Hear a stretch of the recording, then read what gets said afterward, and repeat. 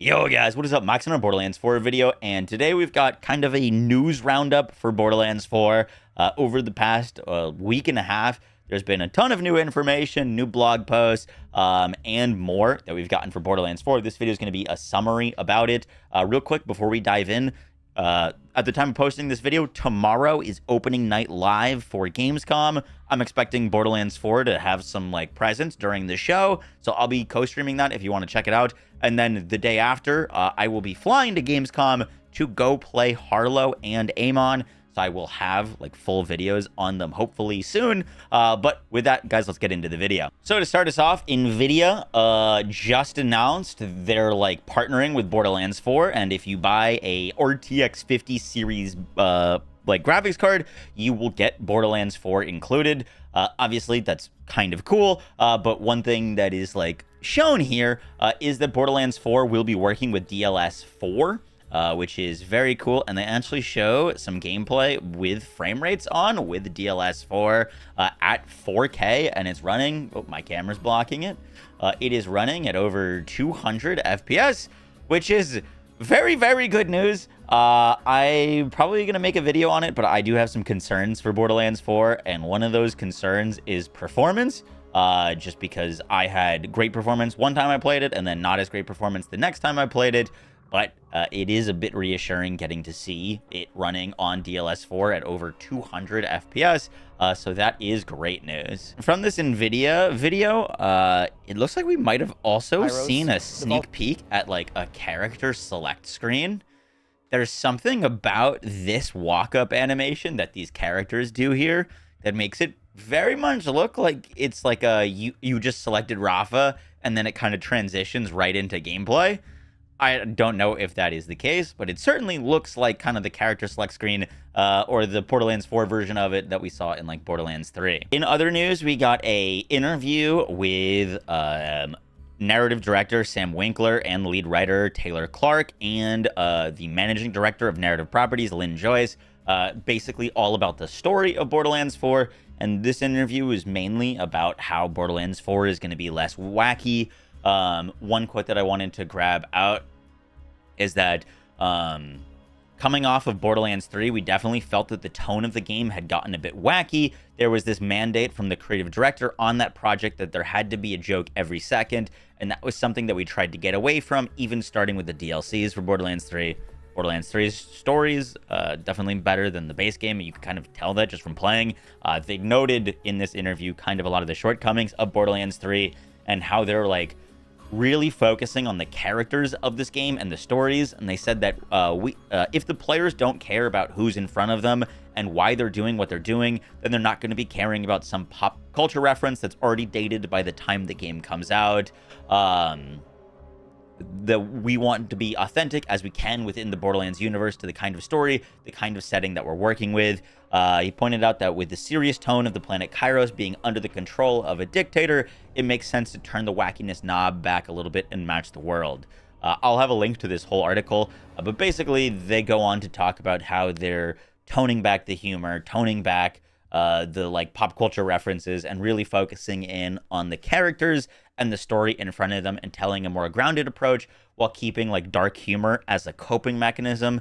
They mentioned how basically every character you talk to has probably seen someone die in the past hour, so the humor that is arising is more of a coping humor than it is of trying to be funny. The Borderlands channel has also officially started posting Amon gameplay. They posted designing Amon 3 days ago, his official character backstory, demons 4 days ago, and some ability breakdowns as well. Gonna be going over these real quick. Amon is a ex-cultist turned warrior poet who really does not like vault monsters. He is our largest character that we have ever made, even taller than Brick. He's a Viking. He is destruction incarnate. Amon is all about hitting hard and hitting fast. He comes on strong. Okay, already that looks insane. That was a ricocheting shield. We know he can throw his shield out, and they mentioned it's similar to how Athena could throw her shield. But look, this shield ricochets, goes all the way up to hit this guy on this ledge. and then comes back down and then hits that guy and then explodes. All right. Good start. 29 seconds in. He wants to get up into people's faces, take down enemies that are larger than you, and look good doing it. He's your guy.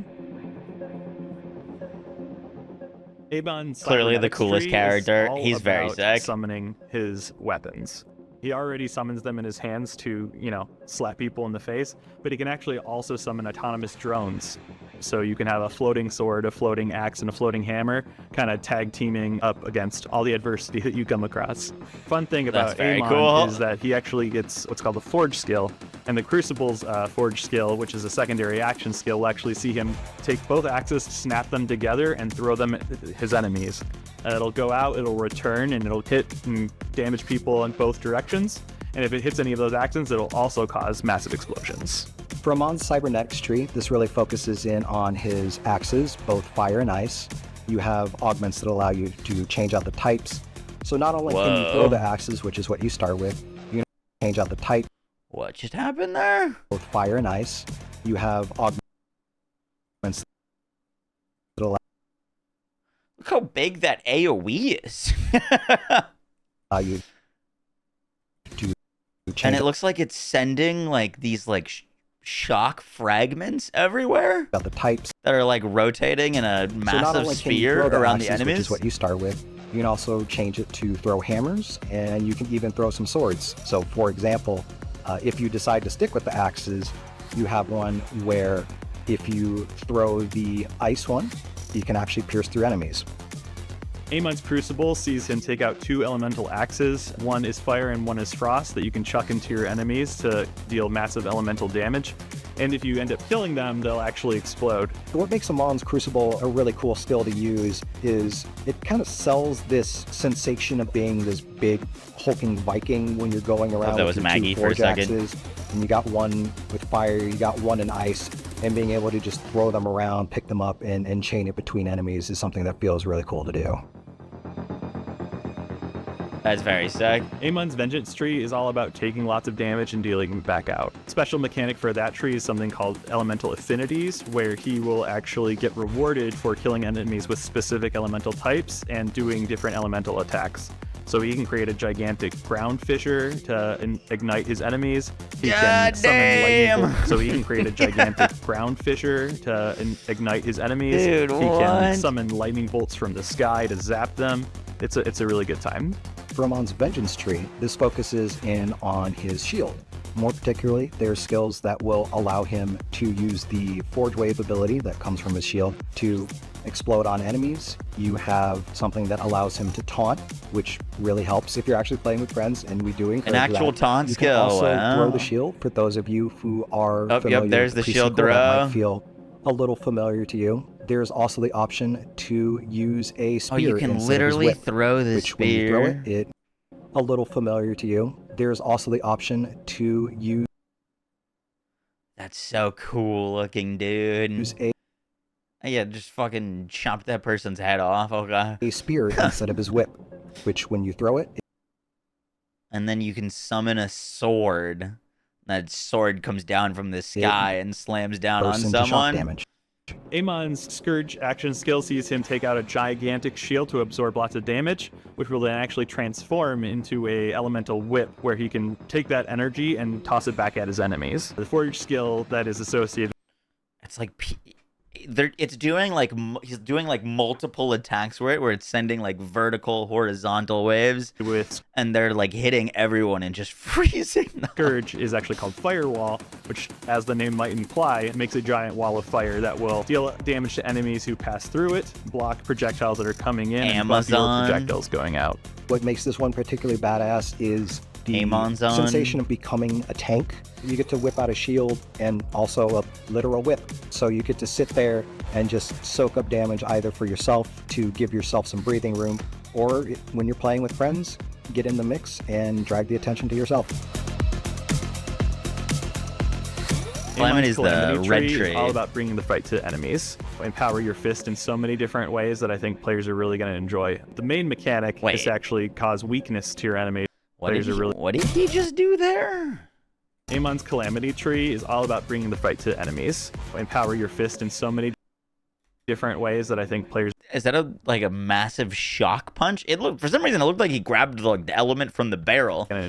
But like that's a massive shockwave punch that just the main mechanic hits everything. Is to actually cause weakness to your enemies, which makes them deal significantly less damage and take a little bit more damage. That looks sick. And there's specific ways in that tree to make those that you have inflicted weakness upon explode. 3 trees with 3 branches in each tree. Amon's Calamity Tree, one of the options for this, allows you to really up your durability. This particular augment will allow you to buff yourself back up in order to stay in the fight a lot longer. You have the option for the Rocket Punch to change its elements to suit your particular needs. That's what it was, changing the Rocket Punch to lightning. To allow the punch to have its own follow-ups in order to actually execute enemies that are below a certain health threshold, which I'm personally always a fan of those kind of things. And also has the option to prime enemies, which is a thing that's unique to Amon, which allows him to detonate enemies under specific conditions. Amon's skill Onslaughter gives him an empowered fist to punch his... Did you see that, by the way?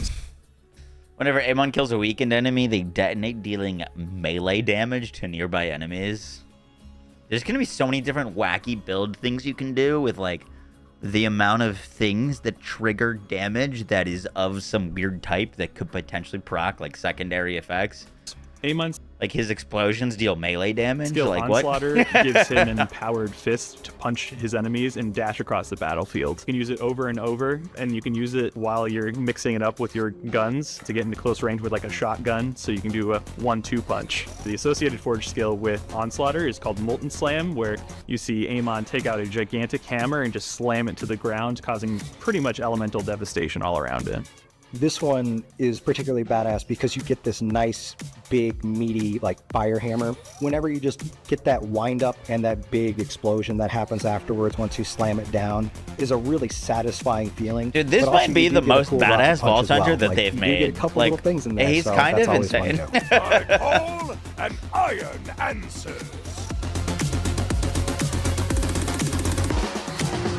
Explosion down, but also you get things in there. Also, this seemed really cool. He does like a punch as well. Like you do get a couple little things in there, so that's always fun too. What does this remind me of? Oh my god. Also, he's dual wielding a fire and a lightning sword here. And then he turns the fire sword into a fire spear? Oh wait, no, he's shooting fire swords. Those are fire swords that are getting launched.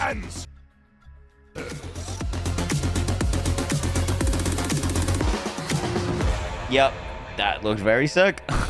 We also got Amon's character trailer, which I'm not going to play the whole thing here. I will have linked down below. But there was some kind of potentially cool throwbacks. We see what looks like some of the cult from like the Guns, Loves, and Tentacles DLC from Borderlands 3 that Amon is like facing up against, who actually managed to summon a vault monster. We know that Amon like hunts and kills vault monsters. And this vault monster's got like a massive claw. It looks like maybe could be potentially offspring of Framerates or something of the sort. But just cool little Easter egg. I do hope we see some awesome like vault monsters and raid bosses in Borderlands 4. And this like Amon character short was one of the better ones that they've done. We also got to see item cards in Splitscreen. Now, this has been an issue before. Wonderlands launched with these abbreviated item cards. We can see a purple and a green item. The purple item, which is a rep kit, would have multiple parts. It would have a full item description. It would say it would heal, and when you use it, you'd get more movement speed or something like that. However, in this footage, it's a fully abbreviated card, so when you're looting it, you do not know what this rep kit actually does. You don't know its special ability, and so it's hard for you to make a gameplay decision on when you're picking it up. Wonderlands made this mistake of having these abbreviated item cards, and then in a later patch added a setting that you could turn on an advanced items card info, and then you could see the full item card. And that was a great change. I am concerned seeing this, so I reached out to Gearbox for comment on it. And they just said that for these item cards, they've gone with abbreviated versions for space consideration. Now, personally, I don't like this. I think you should, like, especially like when you're looting like blue and greens, it's not that big of a deal. But when you're looting legendaries in split screen, or you're at endgame and the rolls on your weapon really matter, or the rolls in your rep kit really matter, not being able to tell what they are is going to make, you know, looting in co-op pretty frustrating. I'm not sure if you'd be able to pick it up and then see the full roll in your inventory, or if it's just going to be abbreviated the whole time. But this did raise some concerns for me about split screen gameplay. The next thing to mention is 2K did put out like an official skill tree for Amon. So we now have all of his nodes properly translated into English, and we have updated Maxroll with those translations.